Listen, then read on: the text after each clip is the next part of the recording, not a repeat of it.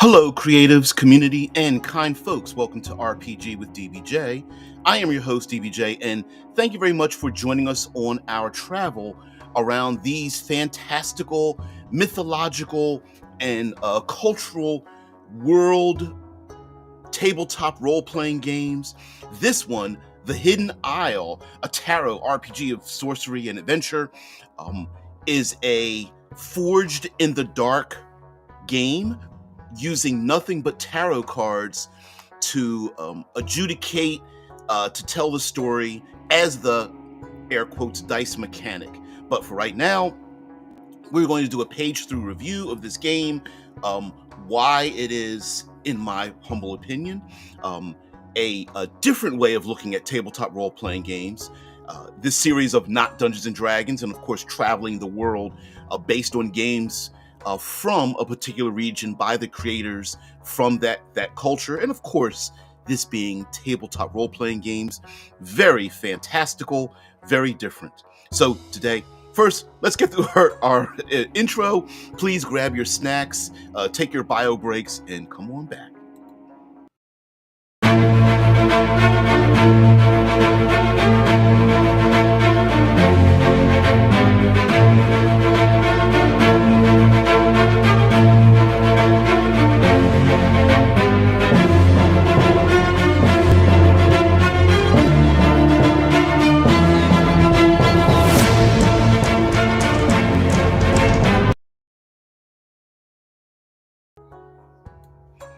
Hello, everyone. Thank you very much for being here. Really appreciate it. And also thank you very much for just traveling along our way around the world, and of course through our mythology and such. Today we are going to talk about the Hidden Isle. We are staying within the Mediterranean. So let me give you an overview of this game, how it uses tarot cards, and then we'll get into why would you want to play this game and how is it played in the first place. So the Hidden Isle is the home base of a hidden isle somewhere in the Mediterranean Sea, and you play a character from anywhere within the borders of the Mediterranean, from northern Africa to all around the coastline to Europe and the Middle East. And you are a person from this location in the 16th century, anywhere in the 1500s, I believe. And I do have the book here. It takes place in like 1516 or something like that. Now, mind you, this is a fantasy, so it pulls very much from mythology. It pulls from fantasy. There is gunpowder. Think of Three Musketeers. There's mysticism. There's religion and faith, and of course, since we are traveling the Mediterranean, you will gain many types of faith, old gods and new, and the crucible, the singular locations of Jerusalem, and the place, the origins of very many different faiths as well. And it encompasses that. Now, this is a forged in the dark game, so it absolutely positively runs on the yes, no, if, and, or buts type of resolution. So it very rarely do you get a simple yes or no. There's usually a complication or a complicated resolution, and it requires the combined creativity of the storyteller or the facilitator, which is known in this game, and all the other members of the group that you're playing with. The Hidden Isle is called Dioscoria, and this Hidden Isle is a haven for all the outcasts, the unwanted, the forward thinkers, the open-minded, the ones who are not wanted where they're at, or have fled, or are on a mission leaving their homes to want to gain knowledge, and they end up in Dioscoria either as washing upon its shores, recruited, searching for this mythological location, and all of those individuals, I'm going to put this up here, and all the individuals that are part and parcel of this. Here we see if we can put this here. There we go. A part of this group. Yeah, Nameless says, I remember a lot of hype for this and then it vanished. I've still been curious about it though. Yeah, and that's why I'm showing it off, because I was like, I remember being super hyped for it, and I was like, why is no one talking about it? Shh, don't tell anybody. So let's get into the dice mechanic, if you will. Of this game does not use dice at all. It uses tarot cards. Now, I'm a bit surprised in the tabletop community that tarot cards aren't used a lot more than a little bit, simply because the way tarot cards are designed, it's actually a very simple mechanic and also gives you lots of variations. So how does this work? Well, tarot cards are broken down, and mind you, this is game mechanic tarot cards, not real tarot reading, okay? So if you're a real tarot reader, you're probably going to want to look away, because I'm going to offend you a lot if you believe in tarot cards predicting the future. But for game mechanics, we're going to stick with this. So tarot cards are broken into major and minor arcana. The major arcana are the cards that we are used to hearing about. Those are the ones that have a name to them. Names like the Fool, the Magician, the High Priestess, the Lovers, the Chariot, the Hanged Man, Death, the Devil, Tower, Star. Those are known as the major arcana, and those cards will be put aside. Now, this game has their own exclusively designed cards, so they fit into like the RPG, tabletop RPG realm. The minor arcana are the cards that are our air quotes numbers, and those cards run from 1, which is known as the ace. So the 1 is the ace, and then it goes from 2 to 10. Now, in addition to going from numbers 2 through 10, there is the page, knight, queen, and king, and these are going to be like your numbers. You're going to shuffle these and draw cards from that for your numbers. If you're playing online, I'm sure there's an app to use, like to randomly pick and separate your tarot cards. If not, everybody if you're playing online, you just have your own tarot deck. And there's a lot of like tarot decks that are custom built. I mean, there's like Star Trek decks, and I mean, there's so many different types, fantasy, grimdark, and whatnot. So, sci-fi. So find yourself a really good tarot deck.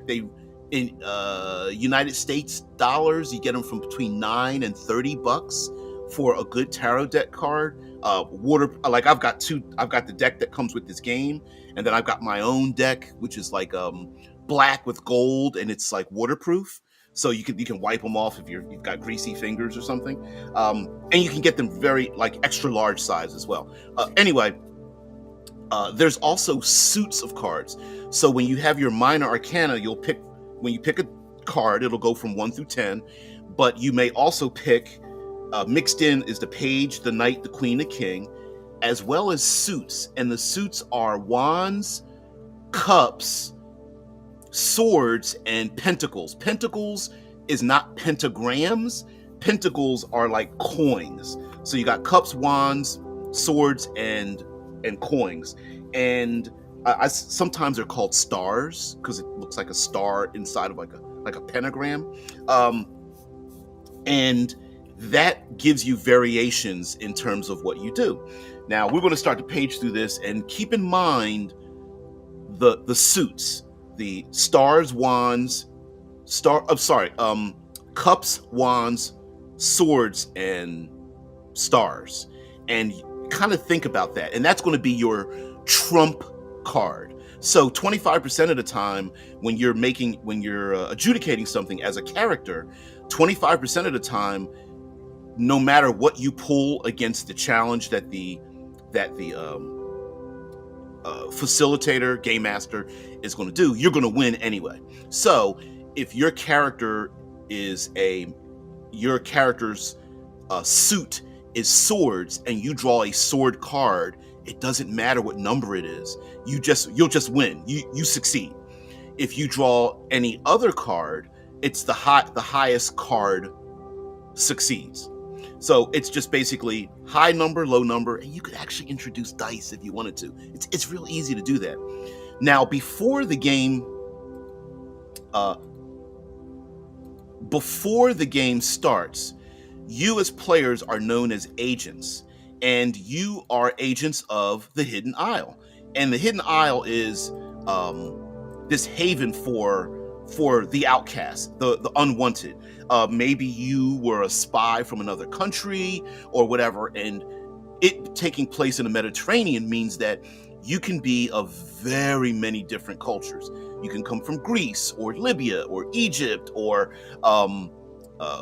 France or Portugal or any of these places during the 16th century. And you can come up, and they suggest this, the table of contents here, you can come up with any kind of reason why you have left your country, considering this is not really the age of sail and travel so much as why did you leave? And of course, for people who really want to embrace I'm going to say the evil words during this time period, during our current time period, diversity. Why have you left? Is it because you were kicked out because you were Jewish or gay or a scientist around surrounded by faith? It's all of that. So come up with a reason. Now, it actually suggests that you do not make a 5-page single line background for your character. Please don't do that. It actually suggests not doing that. Here we have an introduction to Dioscoria. I'm pronouncing the island, the Hidden Isle, this way. I'm not sure if I'm putting the improper emphasis on the incorrect syllable, but that is how I'm going to pronounce it from here on with my lazy tongue from the United States. It does talk about the summary of play and the downtime period of time. And essentially what happens is this is a mission-oriented fantasy game. So there are firearms, but relax. The firearms are more like blunderbuss and single shot, and it doesn't really even go into detail because it's a Forged in the Dark game. It's not about like how powerful your sword is or anything like that. It's more storytelling. But as a summary of play, it actually begins, strangely enough, with downtime. So downtime is like in Forged in the Dark games is part of the gaming process. Rather, unlike Dungeons and Dragons, where downtime is kind of nebulous and people go on shopping sprees. Instead, downtime is it's like fuzzy bullshit time. It's the, hey, why are you here? Who's your player character? Why are you in Dioscoria? It's basically the reveal things about yourself and have a conversation with the players as to who you are and what you're doing. But there's mechanics to it. And then we get into scenario divination. So ultimately, what will happen is, as players, we gather together, and an oracle, known as a capital S seer, will bring you all together to in-game draw tarot cards for what your mission will be. And so we can make this as in-world as we'd like, preferably, where the mystic, blind seer or elder or mentor or whoever brings you all together will draw cards and lay cards out with the Major Arcana cards only to tell your future. Essentially, every player is handed a Major Arcana card. The Fool, Death, the Hanged Man, the Empress, the Tower, the Sun, the Moon, the World card, the Magician, and each of them will be handed those cards. And in a in-world setting, this is it's an oracle. It's the seers predicting what will happen in the future when you go on a mission. So as a player, you get to hold on to this card, and now it's up to you to use that card to your advantage in the story. And so when you start to get, after downtime, hanging out together, and then after you get your scenario divination, everyone, we all start having a conversation about what does it mean. So if you pull the death card, what does it mean in the future? Does it mean your death? Does it mean the death is coming to a small population? Does it mean actual physical death? Or is it the death of a regime, the death of an idea? And having these conversations, you as the facilitator are like listening to your players like, oh, I had an idea, but maybe your idea is better. And you introduce that into the game. Now, remember, the card is like your, it's like a benefit. It's like a hero point, a fate point, inspiration. It's like, hey, as a player, I want to put this card into play that affects the plot in your benefit. And that, when I say in your benefit, it's not an auto success exactly. It's more like, I predicted this thing to happen, or I'm prepared for it, or I can get out of this situation. Like my character might be in imminent death, and then boom, I play the death card and go, no, I barely escaped that particular situation, despite the fact that I should have died. I didn't, because something happened or whatever. You play through the scenario, and then you wrap up what happens at the end. Hopefully everyone within the story using those cards, and of course those cards are how you, like Forged in the Dark games, instead of doing a lot of prep, the cards tell you a series of events. So you as the facilitator go, hey, they pulled the Fool, they pulled the Empress, they pulled the Sun, and they pulled the Death cards. How do I use that to make an adventure? And so it talks about the campaign structure. You know, it's like a series of one-shots where, like a television procedural, all the players are gathered together, and you're in the action. It's very much like Blades in the Dark. You're in the action. So you've gotten off a boat and you are on the coastline of Greece, or you're walking through the deserts of I don't know, deeper Egypt, or you're chained up in the basement of a noble in Spain or something like that. You start out in the action. Let's get into skills. Over to the left. Your skills all represent your capabilities as a player character, and they're very, do I want to say vague? They are interpretive, just like any Forged in the Dark game, especially Blades in the Dark. They're very interpretive. Tragically American is what I always use for botched pronunciations. Yeah, that's me. That is definitely me. It's just like, hey, get used to it. Yeah. Because botched pronunciations are the thing that's going to happen a lot. So under your skills, next to the skills, you'll have, I'm going to get this bigger. Sorry. Again, bear with me. I do this live, and I try to do this unprepped so that it's as organic as possible. So basically hanging around the table. So these are your skills for your character. We'll show the character sheet momentarily. But these are your skills, and they are organized by the suits in the tarot deck, right? So we've got like swords, wands, cups, pentacles, and each character class, each character focus will specialize in one of either swords, wands, cups, or pentacles. And then underneath, now mind you, all characters have all of these. So I highly suggest that you don't try to min-max, because you're not really going to want to do that in this game. Also, it kind of prevents you from doing it. But under swords, we have, and it tells you what they're like. Under swords, you have skirmish, convince, study. Under wands, you have unleash, perform, channel. Under cups, we have slip, soothe, and mingle. And under pentacles, I'm going to move this up, actually I'm going to shrink this down just a little bit. We have finesse, bargain, and survey. And again, they are interpretives. Are some of them more physical, more social, more mental? That's up to you. But swords kind of represents your physicality, right? Represents wits, strength, and applying your mental abilities.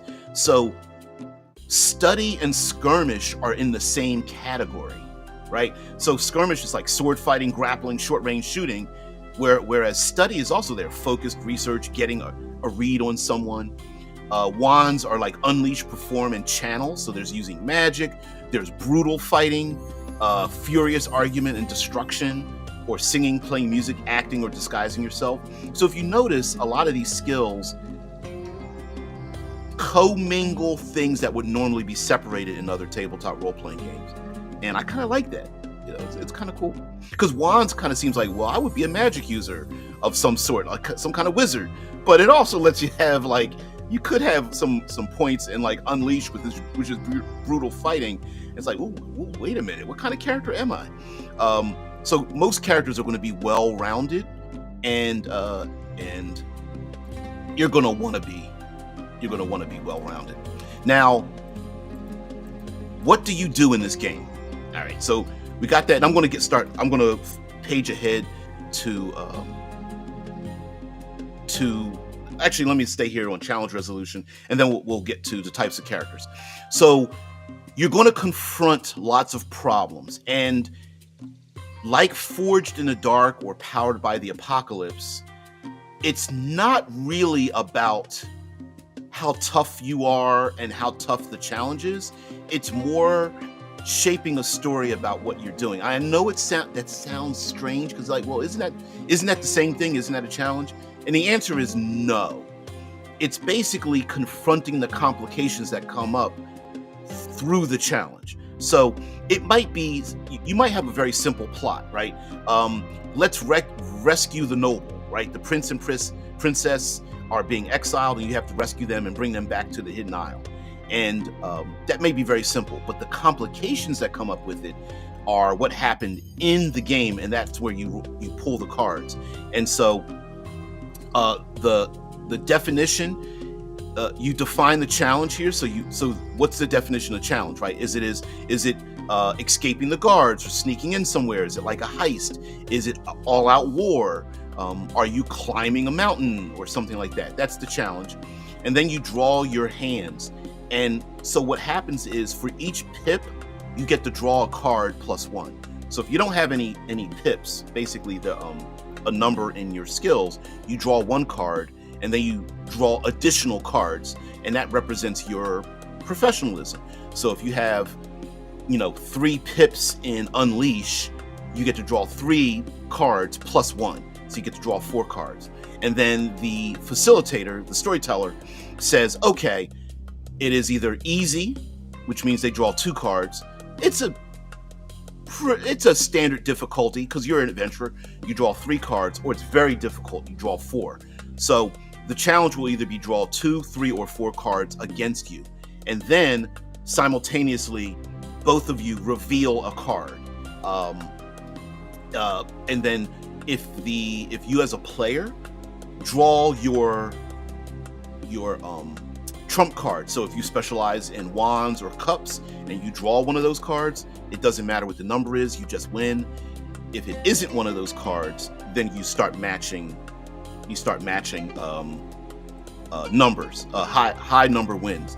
And then the named cards, page, queen, king, knight, come into play, and they kind of vary your adjudication.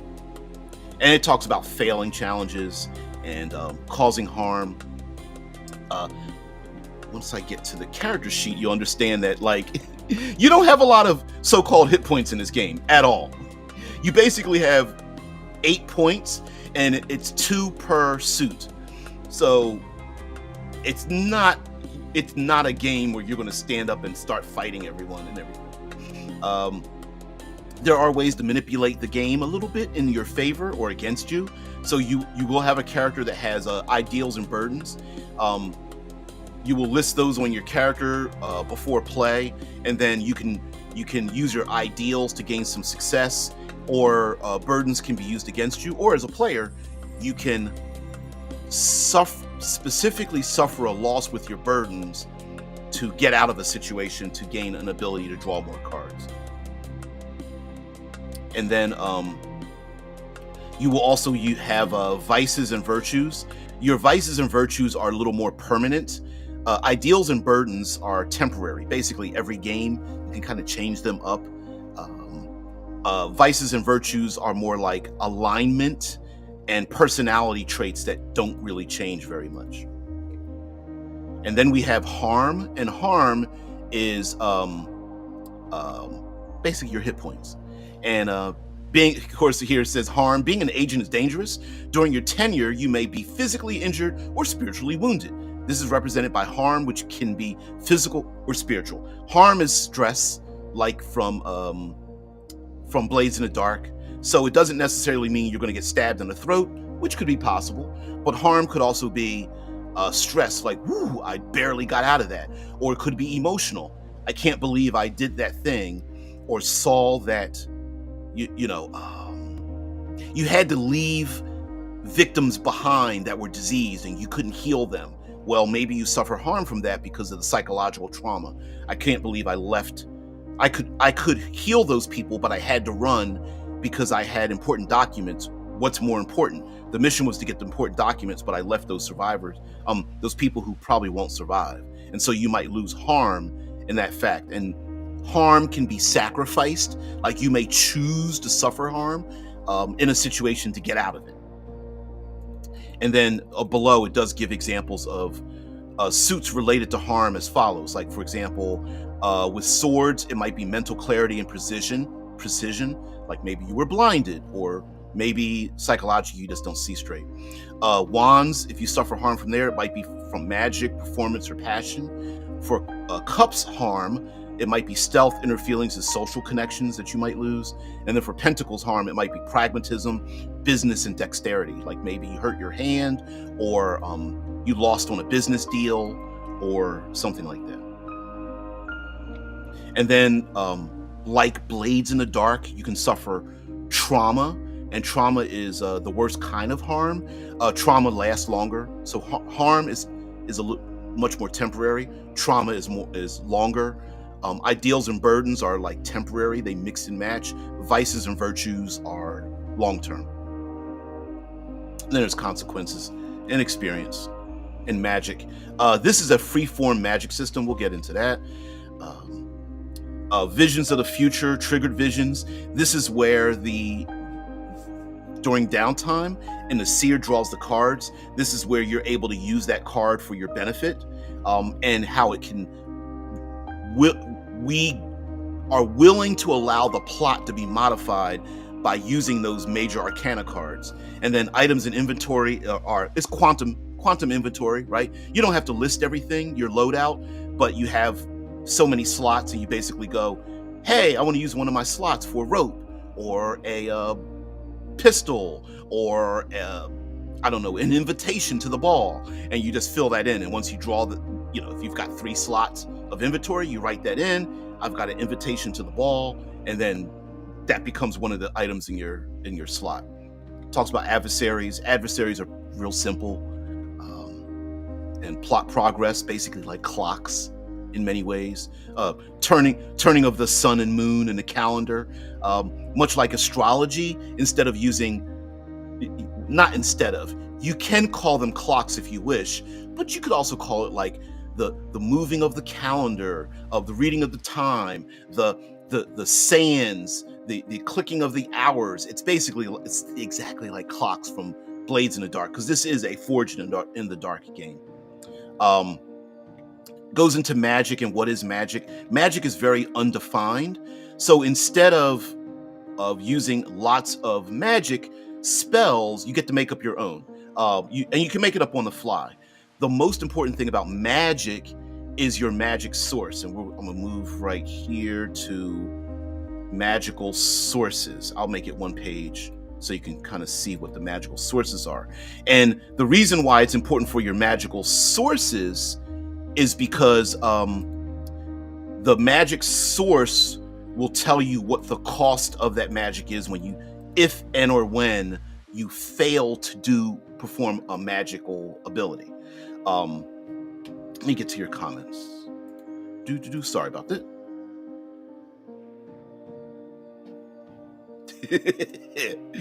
Yeah, spoiler, everybody in the whole friggin' world pronounces foreign language stuff wrong. Yep. Although, to be honest with you, all words are made up, so that's a thing. Um, this is just a little side note. It doesn't bother me, but this is just a little side note from the game. There's a lot of dead space on the outsides of what's written. It's not that it bothers me in the sense that like I hate it. It's just the artist in me makes me think like you could have put something there, right? Like a watermark or something like that. Like it's just kind of like, wait, why? Like, because this is a full page, I could actually increase this even more so that it fills up the page. You know, it's kind of odd to me. There we go. All right, so magical sources. So actually, instead of defining what your magic is, you want to define where your magic comes from, and depending on where your magic comes from will determine how powerful your magic is, and also what kind of retribution is going to happen when you cast that magic. So as an agent, here we go. The following sources are listed from the most to least powerful. The more powerful a source, the more difficult it is to harness. Essentially, if you get a mixed result, a complication, that complication is going to come back to haunt you. The more powerful your source, the worse it'll be. So here we go. We have angels, messengers of the divine and protectors of creation. And so here it has examples about call an angel to aid you by consecrating yourself and convincing it of your pure intentions. It's a lengthy process requiring focus and piety, so it must be done during the downtime phase.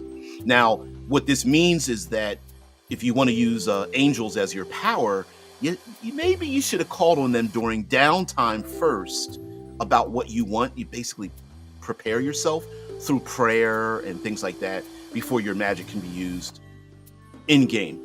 And then there's consequences, right? Sticklers for righteousness,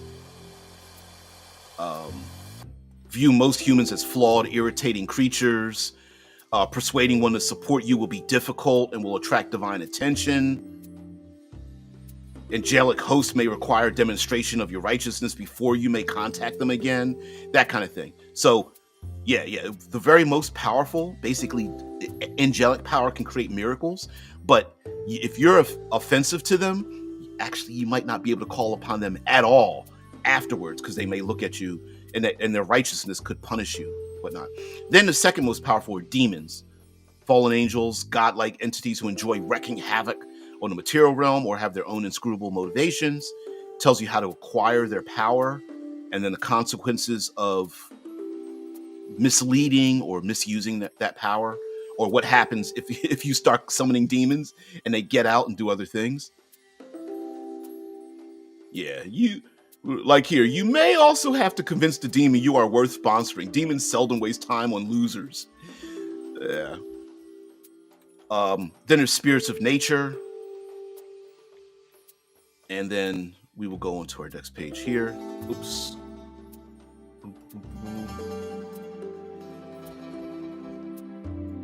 Spirits of the dead, such as ghosts. Then there's genie and the jinn, and magical, and then magical reagents and ingredients like alchemy, herbalism.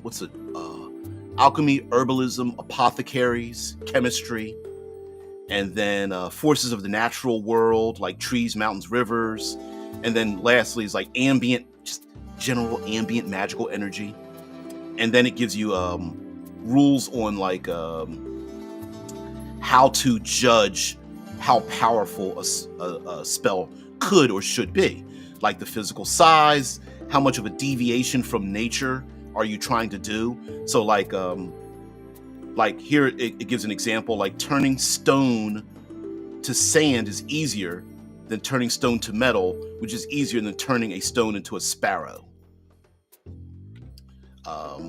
Number of people affected, basically like if affecting 1 is easier than affecting 5, which is different, easier than affecting a giant crowd. And then a synergy of the source, such as using an angel's power to bind a demon, is easier than using the power of a river to bind a demon. So you can kind of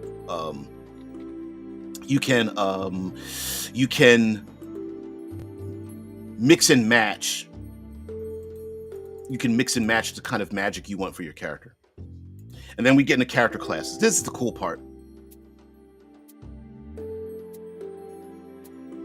And here's the part that people always get upset, but I gotta read it. Note on identity. Although the Hidden Isles is set in the 16th century, don't feel restricted by historical ideas of gender or identity. Dioscoria is an island that welcomes everyone and encourages them all to explore who they are as fully as possible. Dioscoria is made up of people of all races, genders, and sexualities, so let your imagination run as wild as you'd like. Now, the antithesis to this is that it is 16th century Mediterranean. So I personally would not only embrace the idea of everyone, playing whatever identity they want. I think confronting the people who are against that are, punching people in the throat is kind of the cool thing, right? So depending on how mature your group is, you can, embrace that or send it away. but yeah, making the Mediterranean at this time period is made up of a lot of bad guys, so decide how you do it. Here's the character creation process, character classes, but we're going to move to character classes and the guilds that they belong to. So not only do you have your character classes, you may also belong to a guild, and your guild might pull you against the other player characters that are agents. So like occultists. So there are occultists, illusionists, hunters, champions, prowlers, scoundrels, siphoners, and performers, and they are from different guilds. Guilds of the Guild of Spirits, Guild of the Prism, Guild of Wolves, Guild of the Shield, Guild of Shadows, and the guilds may have, like, they might talk in your ear and say, hey, listen, like, we need you to do this thing before doing this other thing. Character classes aren't as well defined in this game as they are in Dungeons and Dragons. So, like, this is the Way of the Spirits. Let me see if you can see the bottom here. There we go. This is the Occultist and the Way of the Spirits. It's not exactly defined. Like, you will have a specialty, but that's basically it. And then you will have one or more of these special abilities specifically for the Occultist. So you might have like Spirit Shackle or Weather or Swap. Like, for example, under Weather, manipulate the weather, right? A mild change, such as cloud coverage, fog, heavy rain, is free. Take 1 harm to cause more extreme weather events, such as lightning, as a lightning storm. And that's as much detail as it gives you. This game is very story-based and it's up in the air. So, for example, if you want to make fog, you could, out in the open sea in the Mediterranean, maybe make enough fog to cover like a sailing ship. But maybe when you're in a castle, you can make enough fog to fill a room, right? It may be undefined, and then you just kind of work together. Very OSR. Here's another ability, Swap. Trade positions with another person who you can see. This can be magically resisted. Each time you use this ability, your essence thins. Take 1 spiritual harm. So you could be very creative with this power. Like, trade positions with another person who you can see. This could be you standing at the bottom of a castle that's been sealed up against enemies, and wave up at a guard that looks over the castle wall, and then you could swap positions with the guard and the cat that looks over the wall and swap positions with them. So you could be very, very creative with those kind of powers. And it goes on and on. The evil eye, the old ways, celestial bargaining, that kind of thing. And each class has some unique abilities. Basically, what in ye olden days are called playbooks, and that's how they're done. So this is the illusionist. You'll notice that most of the character classes aren't very physical. It's not like fireballs and lightning bolts. It's more mysticism. The Way of the Wolf with the Hunter.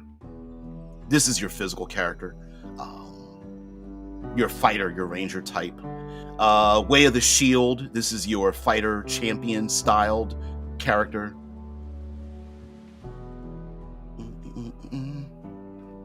The Way of Shadows, self-explanatory, known as the Prowler.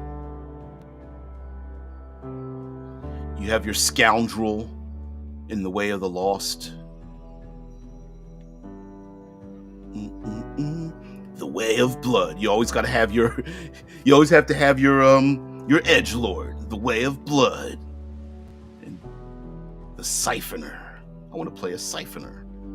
Or I want to play a performer. Way of the Song.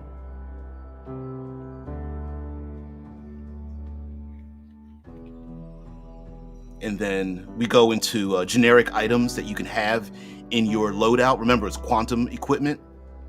So there are like these undefined items that you can carry, similar to blades in the dark, such as generic items like a blade or two, a sleep charm, documents, tarot cards, right? And then if you're playing, say, an occultist, you may be able to pick from items in your loadout like a spirit flask, or ritual materials, or other sight lens, or angelic ward, or alchemy powders.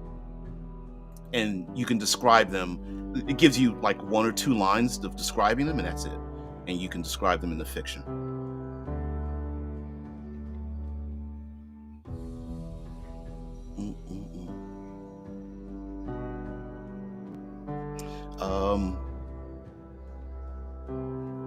I was trying to find something different.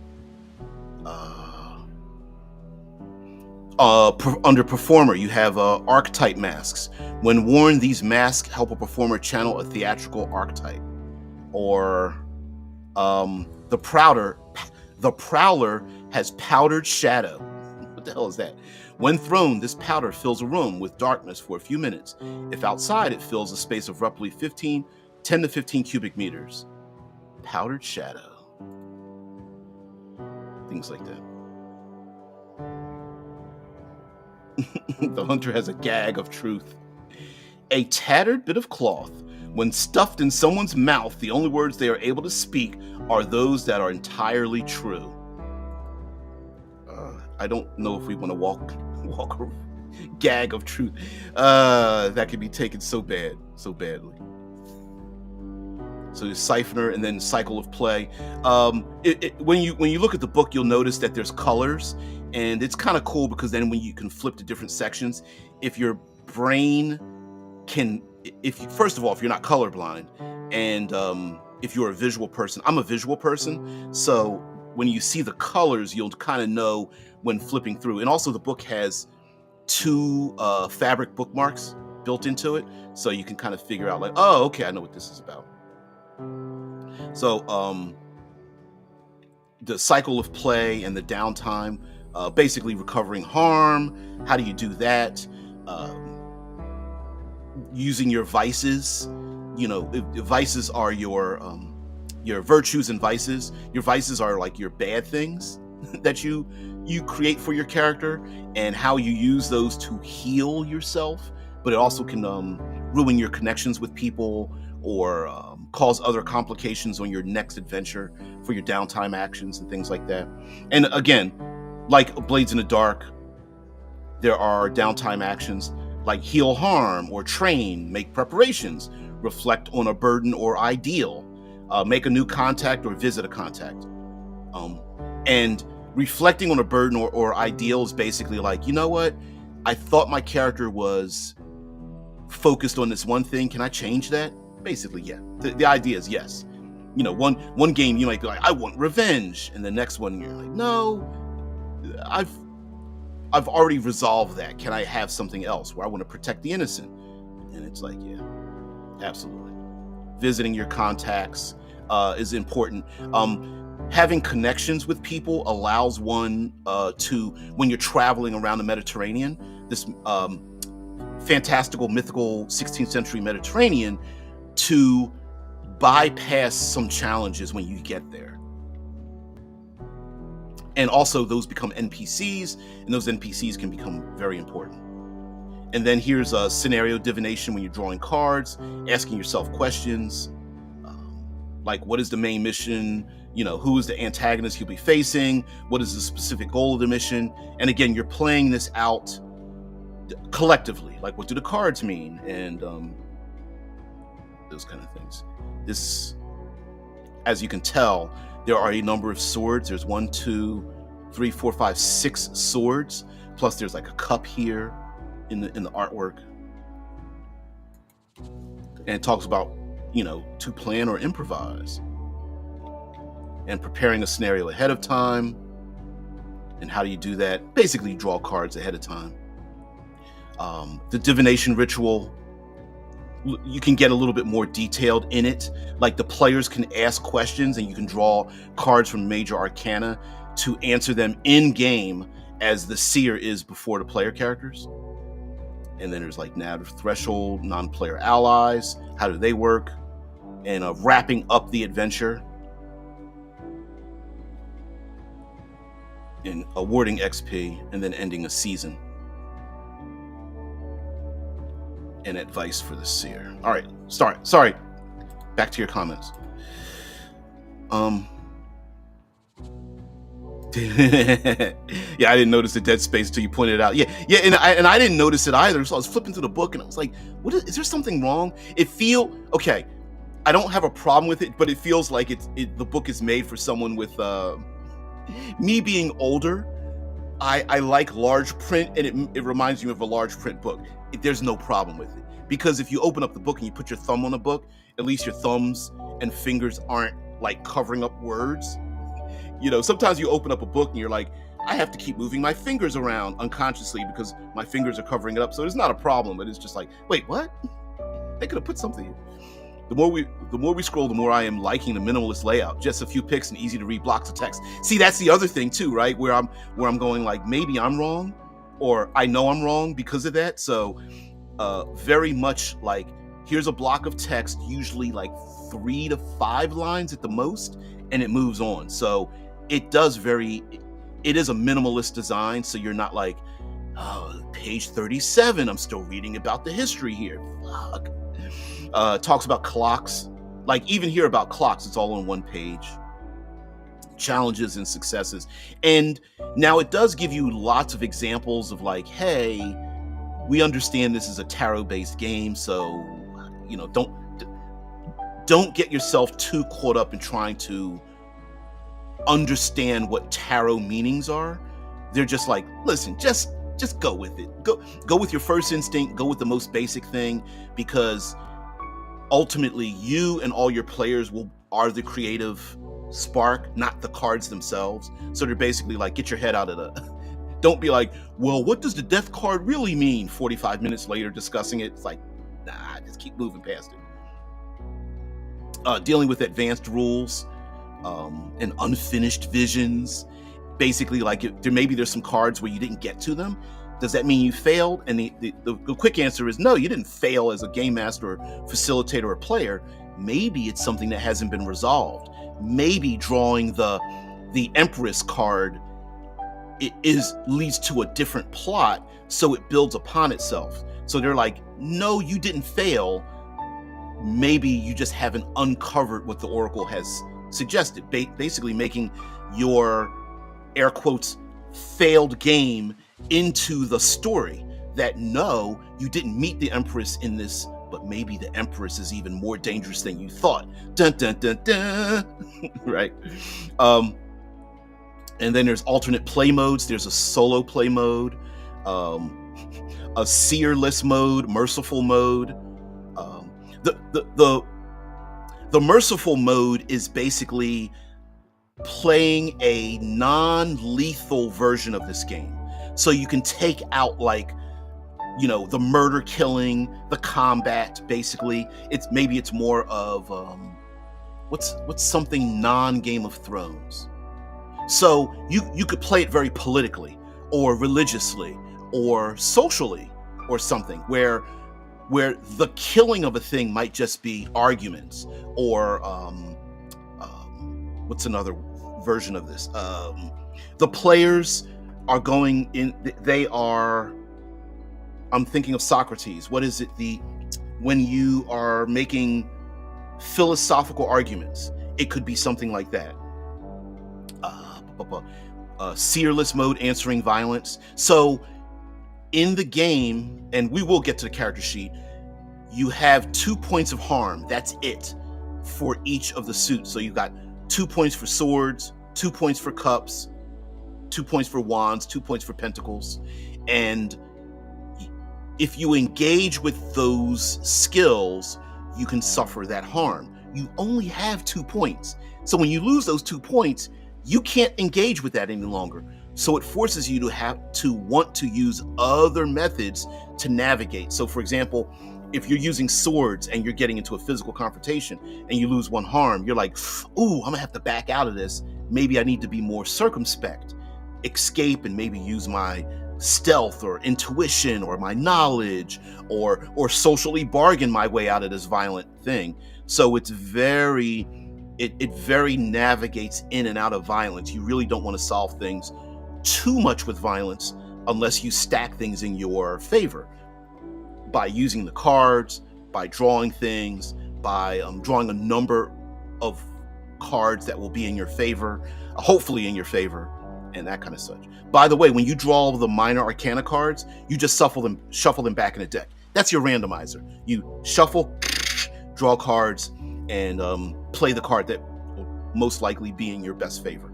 It says do them, if you're playing in person, it says do them simultaneously, but really everyone's only going to play their best card. So if you're the facilitator, the storyteller, the dungeon master, the game master, you could just play your card after the player draws theirs, because you're just going to want to play your best card. So, but it talks about violence and how to handle that in the game, and how to not, backing yourself in a corner. How do you do that? There's also a solitaire mode. I forgot it wasn't called solo. Solitaire mode, and using the tarot cards to describe the scenario, and kind of cool. And how to play the cards out. There's a 3-point card, draw 2-point Major Arcana card draw. So a 3-point one is like what happened in the past, what's happening now, and then what's going to happen in the future. And then you could draw a 2 card, which is what's 1 card is a virtue, right? If the players engage in this, what's a thing they can do that's in their benefit? And then draw a 2nd card. What's the thing that's hindering them in obtaining their goal? And there's questioning fate and closed fate questions. How to basically how to answer a question by drawing the cards. It's the Oracle. And how to do random events. And it gives you examples of those. Bargains, labors, violence. And then there are other companions that you may have with you, and those companions can complicate the lives of the players. So you will be surrounded by NPCs, and then after you're surrounded by those NPCs, they are important because your social connections are important, but they may also bring with them baggage, and how to deal with that. And here is the fictional city of Dioscoria, and where it's located. It's very generalized, by the way. And how close is it to other places in the Mediterranean? There's no answer to that. How do you get from one place to another fast during the 16th century? You just do it. Basically, that's it. And then it talks about the inner workings of the city if you want to have just adventures in a fictional place, so that you're not drawing upon real world histories, because you get those players that are like, well, technically in 1582, you're gonna be like, no, this is a fictional city with magic, and how the city is laid out, what's happening here, the culture of the place, the people that are here, language, sexuality, culture, traditions, immigration and refugees. How do they think of and handle magic? And then the impressions of the city from outsiders. Approach by sea. Naval Academy, the island's defenses. You live here, the plaza and the inner market. And then we move on from, this is all about Dioscoria, the fictional island. And streets and alleyways. And you can, if you really want to, I'm like, I like the fact that they did detail it, but part of me is like, I don't know if that's where the adventure is at. But you could be defending the place from interlopers, spies, people who are trying to gather the collected magics, artifacts, things like that you've brought back to the island. Or there may even be people here who want to usurp the power of the island because it's supposed to be a safe haven. The island is what we think of today as players versus the thoughts and culture and feelings and desires and politics of the age of that time. So if you want to fight against religious persecution, ethnic cleansing, all that kind of stuff, that's a way to do it. And then there's cities, and this goes into detail about some of the cities you will visit and gives you an overview, very generalized overview, by the way. So I'm sure it'll piss off a bunch of like Puritan historians. But we have London, the ruling power, because it does draw upon real world things and then adds the mysticism on top of it. So who's the ruling power? Maybe there's some magic involved in this his modified history. The docks and streets of London, locations and monuments, markets, places like that. London Bridge, Tower of London, St. Paul's Cathedral, abandoned monasteries, Westminster Palace, Whitehall Palace, notable groups and culture in London. And then we have, we go into other places like that. Here's the geopolitics. There's further reading for a map and other information that they got for this game. And its opinion of Dioscoria. In Hidden Isle. Lisbon. I believe there's Venice here. Sorry, I know I'm moving very quickly here. Notable groups for Lisbon. Very much will be like punishing my my lazy stateside tongue. Chafres del Rey. Sao Jorge Castle. I don't know. Estuas Palace. Ribeira Palace, I think it's pronounced. I don't know. I can't pronounce it, but I would love to visit these places. Anyway, even what here we go with the problematic issues. It does talk about race and slavery in a lot of these locations and what their opinions are about that. And what a great way to add in those dark elements to punch people in the throat, right? So sanitizing it, I don't think is a good thing. And this game isn't as wistful as like a Fey world, but it is filled with hope. Here's Venice. It gives you an overview of Venice, the districts, the markets, the locations, some of the culture, notable monuments, notable groups, culture, legal and community, religion, slavery during Venice. It does make a point here about certain things, especially the darker aspects. Like here in Venice, it is unclear whether Venetians' rosy view of themselves is also held by their slaves, right? So some of this some of us may be colorblind because of the cinematics of a place. Like, oh, of course the victors colored themselves as pure and righteous, but yeah, in reality, maybe it wasn't so much for everybody else that didn't get a choice in what their history was made. Further reading, and it gives you places to search for maps, which is kind of cool. And then other books and media. And we're almost at the end here.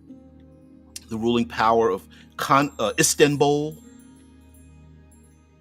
Constantinople, harbors, districts. Again, something easy to read, easy to comprehend. Everybody can get on the same page, especially like myself. I'm just an armchairer, so I don't know much about these places, especially in 16th century. So it just gives you an overview, because really what you're trying to do is have an adventure. These games are not about world ending. I mean, I guess you could make a world ending threat, but why? There's no reason for that. Geopolitics, histories, further reading for that. And then Kazvin, the seat of the Safarid Empire and Shah. I don't even know where that's at, but I guess I'll go there. Mosques, coffee houses. Again, religion of the 16th century, Christianity, Islam.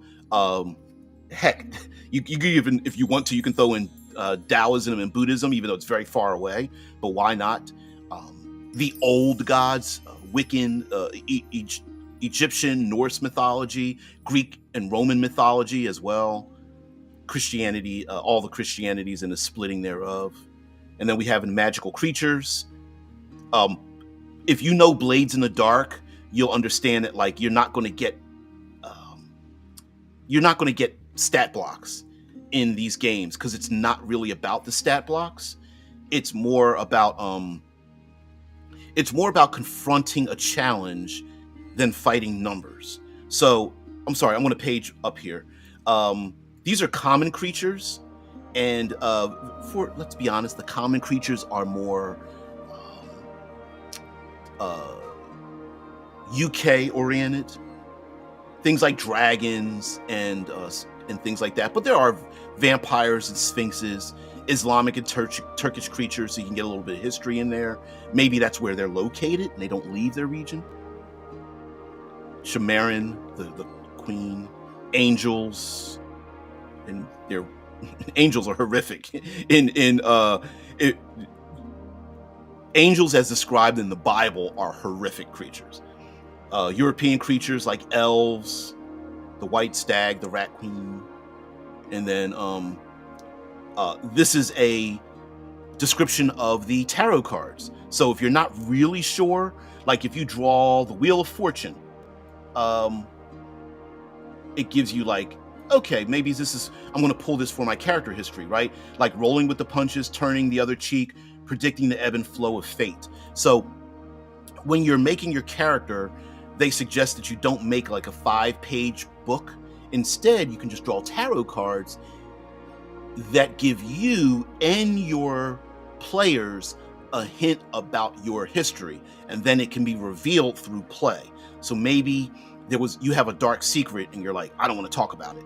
And then you draw a card, and the Major Arcana card reveals a bit of that history, and then you get to shape your card around that. For example, here it says, at the top it says, as a child, I solved problems by. As an adult, I survived and flourished by. And these are the cards that you may have picked, like the King of Swords, the Page of Cups, the Queen of Pentacles, and then it answers those questions. So it's more like a what is that called? Life path. Wow, it's like life path system. Here are burdens and ideals from drawing cards for your character, and things to pull from. Here's the vision guide. Yeah, we hope this guide will help you draw a card and learn its spiritual meaning at a glance, ready to inspire you during play. And then these are all the Major Arcana cards. The Sun, the Moon, and then the King, Queen, Pentacles, and then the end of the book. Oh, no character sheet. All right, we need to call up a character sheet. There we go. Am I sharing it out correctly? Yes, I am. There we go. Thank you very much there, Nameless.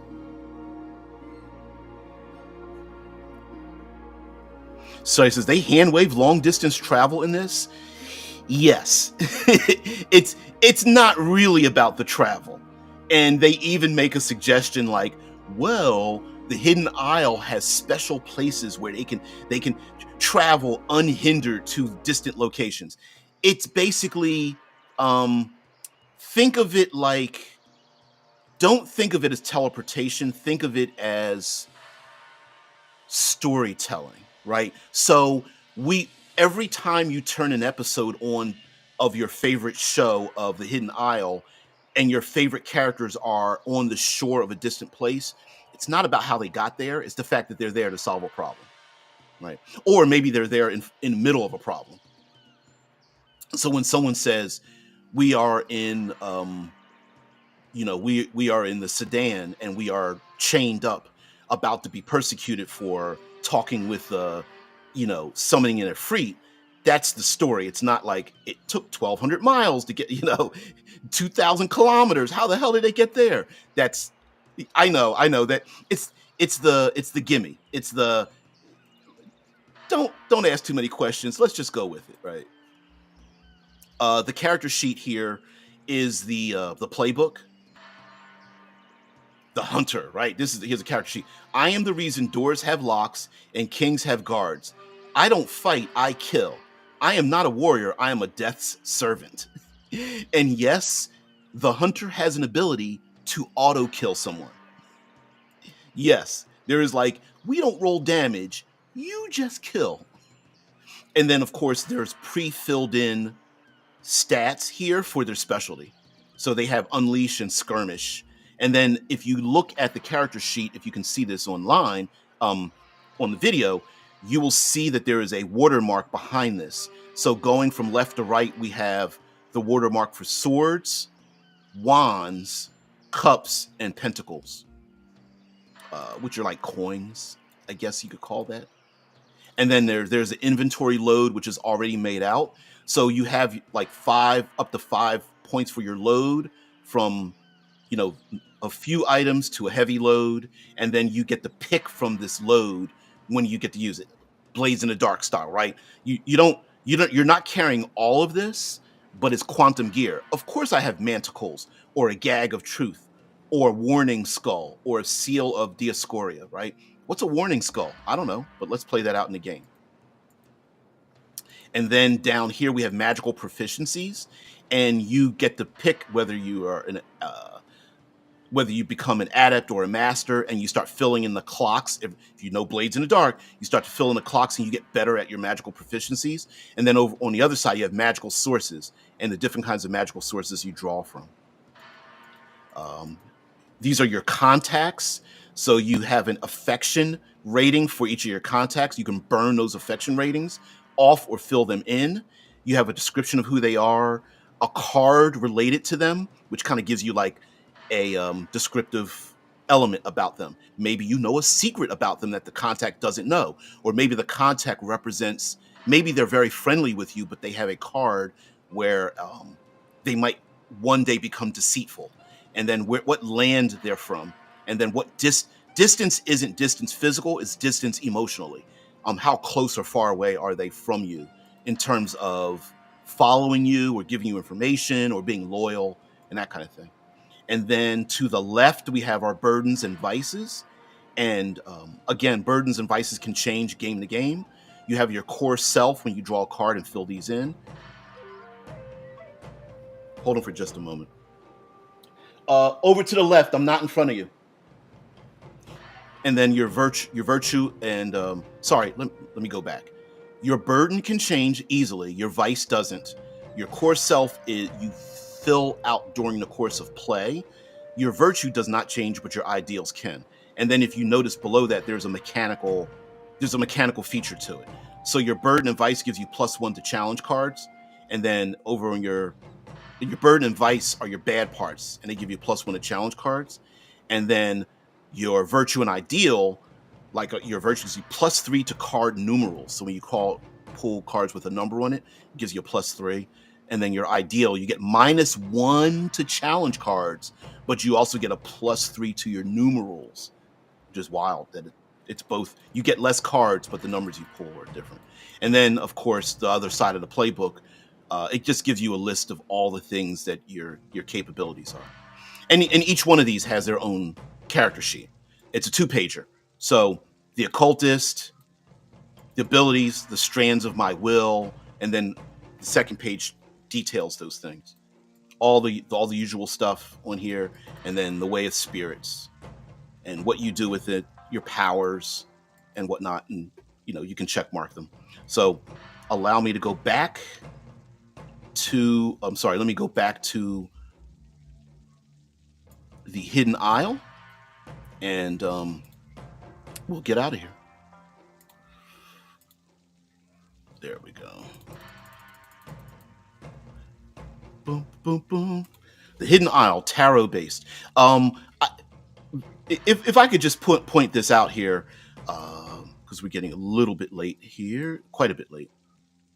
I started using biblically accurate angels in D&D, and it's changed how my players react to them in so many ways. Yeah, we've done this on the channel where we've shown visuals of real biblical angels, and it ain't pretty. These aren't cherubs, right? Multiple eyes and wings, multiple heads. Heck, we might go to Italy and show the tabletop role-playing game based on Revelations. Nameless Spook says travel is the red line in Indiana Jones. Yep. Yeah, it's Indiana Jones travel. It's not an exploration game in the truest sense, like hacking through the woods or jungles or something. I mean, you can play it that way. You can say, all right, you are in, what's a close jungle to the Mediterranean? I guess it doesn't matter. You make up a jungle, put it somewhere, and go, why is there a jungle here? And why is it in the middle of the desert? We're hacking through it to an oasis. And you can play it that way if you wish, but it's not really a travel game. Nameless says, this is a fun addition to the collaborative story games like Kids on Bikes. They take a bit of work, but they can be a lot of fun. This game is you definitely want your players involved in it. Like, hey guys, we all need to be on the same page. Let's agree to what happens. And it's extremely collaborative, right? Because for one, we're going to decide where your characters come from. Hey, my character comes from Italy. My character comes from I don't know, Madagascar. My character comes from India. My character comes from, and so that kind of tells you a little bit about the character. And then we get to draw cards and go, what the hell does that mean? And you can literally say, I don't know what it means, Game Master, but can I just hold on to it for a while? And we all go, yeah, because we don't understand either. And then all of a sudden in the middle of the game, you go, ooh, I know how to use the Wheel of Fortune. Bang. We go to a gambling den. Is there a casino like a gambling den? And somehow I'm very lucky at the gambling den when I pull my Wheel of Fortune card and everyone goes, that's kind of cool. And someone else is like, yeah, we get to get some cash out of this. And the Game Master's like, I wasn't thinking of putting a casino, but gambling den, but yeah, you find one, right?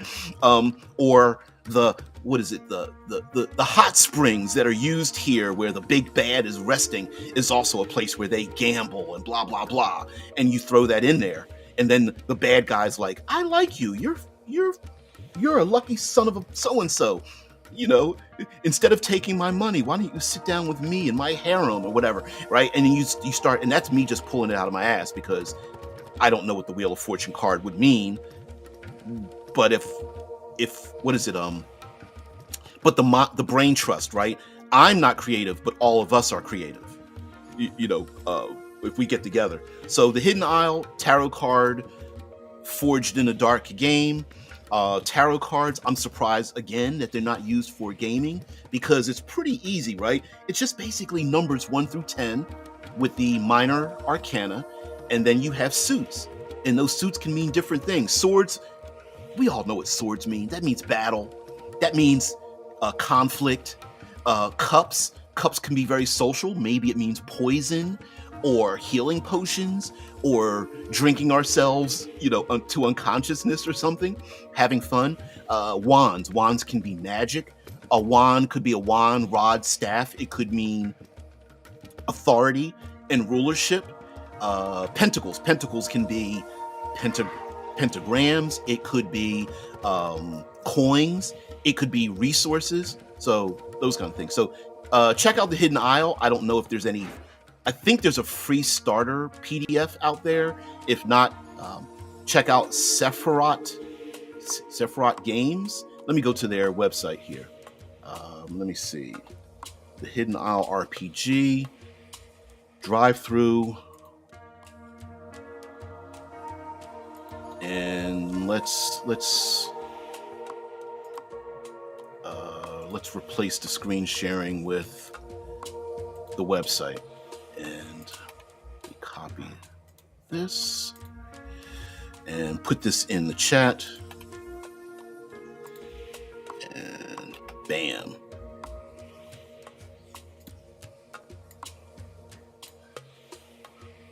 Drew says swords are more ideas and tarot, wands are more action and conflict. See, there you go. What did I say? we collectively, no, me is less creative than we, right? And wands, it does have a, by the way, there are tarot cards with this.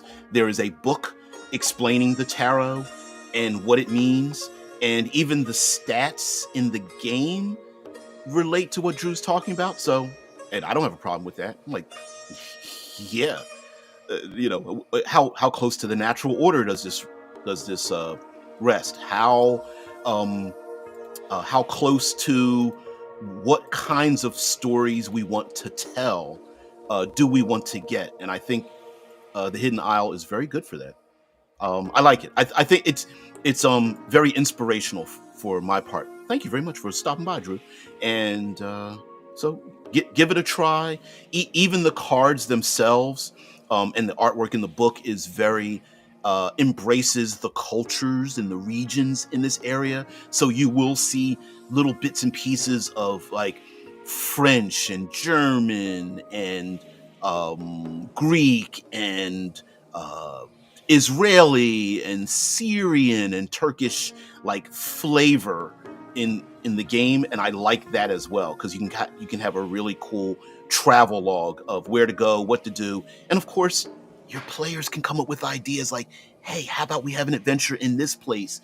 I read this thing that happened in Iran or something, and you go back in this day and age, even through mysticism. Ooh, what the heck just happened there? Ooh, what in the...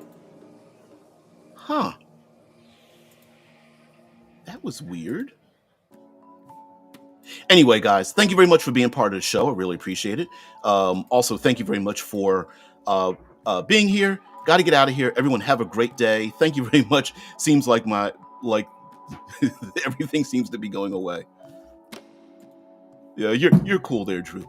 So thank you very much, guys. Have a great one. I will see thee tomorrow. Peace and tranquility. Bye.